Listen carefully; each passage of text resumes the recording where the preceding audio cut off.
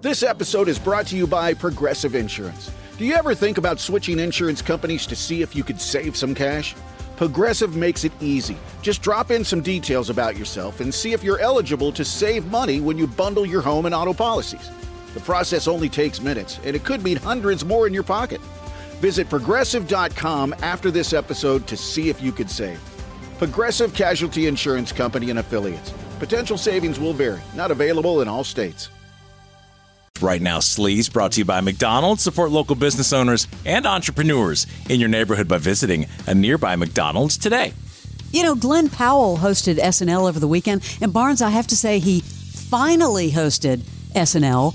Told a great story about how he was booked 4 years ago, but then the offer was taken away. Hosting SNL is a dream come true, not just for me, but for my whole family. I was actually supposed to host 4 years ago for Top Gun Maverick, and when I got the call, I was on a porch with my family, and we just all lost our minds. We were jumping up and down celebrating, and a UPS driver happened to be delivering a package at that exact same moment, and he was like, "What is going on?" And I was like, "I'm hosting SNL." And he was like, "Are you serious?" And I was like, "Yep, Christmas episode, tune in." And so we all took a selfie with him, and this is the selfie to mark the occasion. So that's me and my whole family and the UPS driver. But then my dream got taken away. Top Gun got delayed because of COVID, so SNL had to take their offer back. Lorne Michaels literally called me and said, "Without Top Gun," and these are his words, "no one will know who the F you are." Ooh. But there's a full circle moment that was really cool. For 4 years, this UPS driver was just going around saying Glenn Powell is a liar. So now I am here hosting. It feels amazing. But what feels even better is proving to this UPS driver that I am not crazy. My sisters tracked him down, and they found the cell number of this UPS guy. His name is Mitch. So to prove to Mitch that I am not a liar, I flew him here, and he thought it was a scam, but he still came. And he is sitting in the audience tonight. So let's give it up for Mitch, the UPS guy. All right, so Mitch, why don't you come up here? We'll recreate the selfie. Bring this thing full circle. I love that. That is awesome. That guy is now a hero. He has to be in his hometown, right? Absolutely. Glenn Powell seems like such a good dude. I know, and the monologue was great. I mean, the fact that he told that story and then brought the dude in is so great. I don't know if you saw this. O.J. Simpson's estate is now signing off on $58 million for Ron Goldman's father decades after the shocking double murder. Now, I don't know if you remember this, but Goldman initially submitted a claim exceeding $117 million. They have cut it in half. And I'm like, how are they going to get this money? Someone said, the executor of the will said, that they're going to do it through the ongoing auctions of his possessions. Wow. So someone in the family had to approve that, or they just were able to seize it? You know, it says that Goldman initially had submitted that, and now they're saying that the estate has approved this. Wow. That is amazing to hear. I thought they would never see a penny. Never see a penny, that. But Barnes, there's no way that they're going to get $58 million. What are they going to sell? Like some, I don't know, What's baseball left? Cards? Or I feel like he probably got rid of everything, right? Yeah, $58 million. I hope they see any of it. I hope they see some. It's so sad. Miles Teller was on New Heights with Jason and Travis Kelce. I didn't realize he's in the new Michael Jackson biopic. You're in the new Michael Jackson biopic. When I first got cast, it said like Miles Teller to star in Michael Jackson movie. And I think people literally thought I was playing him. I was like, oh my God. No, dude. I mean, you got the moves. That's why. They were like, dude, if somebody can moonwalk in this like Michael. I could see it. I tell you what, his nephew who's playing him, there will never be anybody who will portray someone in a biopic that has a ton of that DNA already in him. He trained for years, 2-3 years before we ever even rolled camera. And this kid is going to light that screen on fire. To even be able to get close to mimicking him, it's almost impossible, but I think Jafar does it. Well, that's cool to hear. I can't wait to see it. Barnes, I love it when actors go the mile. They go the distance. You're going to love this. One of the funniest things I saw all weekend, Timothée Chalamet has a new movie coming out called Marty Supreme. So he did this satire.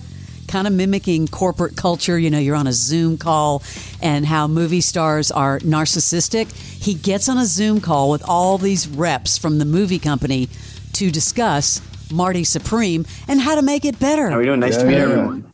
Yeah, no, I appreciate you joining on, man. I know we've been chatting on emails, but introduce myself. I'm Ali. I'm the marketing campaign lead for this strategy. I'm thinking big. You know what I mean? This has got to be like one of the most important things that happens on planet Earth this year. Marty Supreme, Christmas Day. I want to say that every so many times. If I go on Jimmy Fallon, I want to say Marty Supreme, Christmas Day. Marty Supreme, Christmas Day. Marty Supreme, Christmas Day. Hey, Timothy, has anything interesting happened to you in your life the last couple months? Marty Supreme, Christmas Day. Yeah. If most movie marketing things are kind of passive, right? We're trying to be chic. We're not trying to be chic.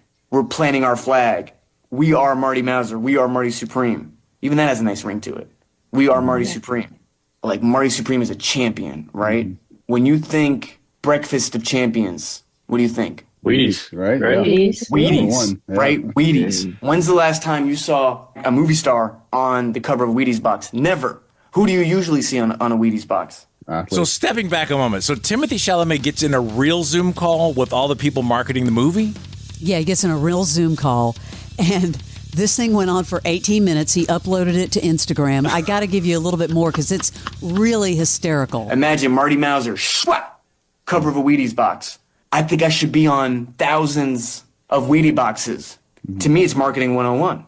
Oh, I think I'm going to get Wheaties to get my kids cereal in the morning. Yeah. No, I'm getting Inceptioned to go see Marty Supreme. I mean, these people are dumbfounded.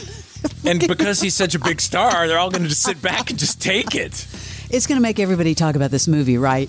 That's I know funny. You saw this over the weekend, how Ariana Grande was on the red carpet and she got grabbed by a fan. Did you see how she got bum rushed? Yeah, that person does that, though, a lot. That person is in social media doing that all the time. Yeah, he got arrested. His name is Johnson Ween. He's 26 years old, charged with being a public nuisance. But he bragged about it right after. He got on Instagram and said, free after being arrested. He caused massive outage. He got like a $1,500 fine. Anyway, he calls himself the troll most hated on Instagram. Apparently, he did the same thing to the Chainsmokers, The Weeknd, Katy Perry.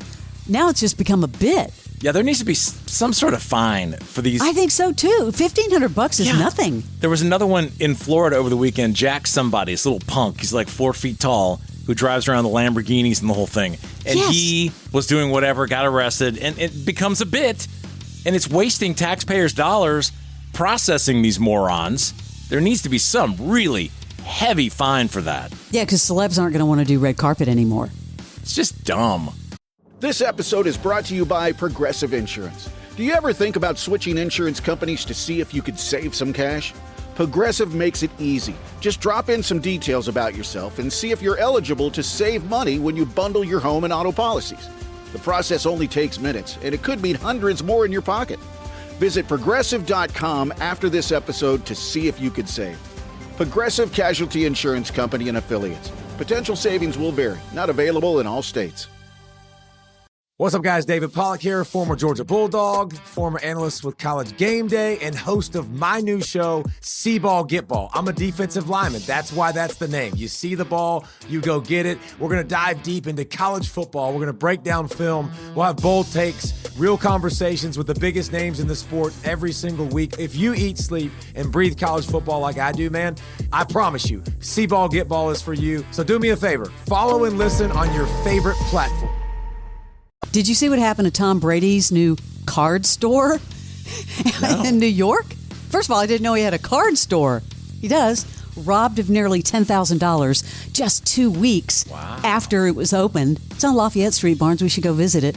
The guy stole like $9,000 worth of collectible baseball and Pokémon cards. I guess he left the store with the merchandise, and they haven't found him yet. This guy has so many businesses, Tom Brady. He's got a baseball card? Dude, take a nap. A store? He's got more money than you would ever need. You're going to open your... Bro, it's shilling Pokemon cards now? So unbelievable. Barnes, the world has stopped. Sony is now going to make a Labubu movie. Okay, this is really going too far. Miss Piggy last week, now Labubu? Yeah, they're developing a movie around Labubu. This is Sony Pictures. They have K-pop demon hunters Jumanji, and now they're making a film about this Chinese doll brand, Labubu. Stupid.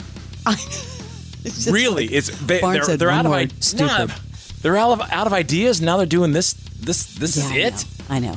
Landman started last night. Haven't watched it yet.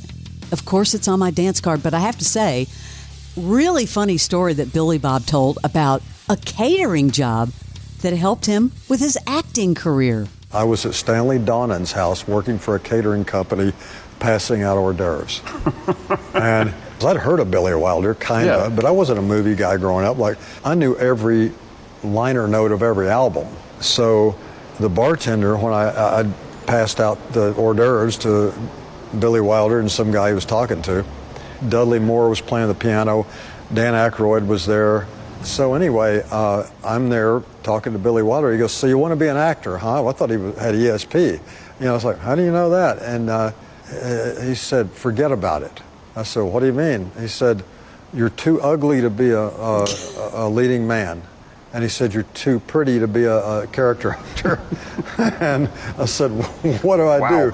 He said, "Can you write?" I said, "Yeah, I do write." He goes, "Write your own stories, create your own characters, don't stand in line with everybody else." I'm like you. I need a few episodes. I don't know if that's why you're holding. I'm holding until I have a few in the tank before I dive back into Landman. Because I know it's going to be frustrating. Did you watch? I did watch over the weekend All Her Fault. Did you watch that, Sarah Snook? Not yet. Okay, I hated it. Why? Sarah Snook, Dakota Fanning. I thought they just stretched it out.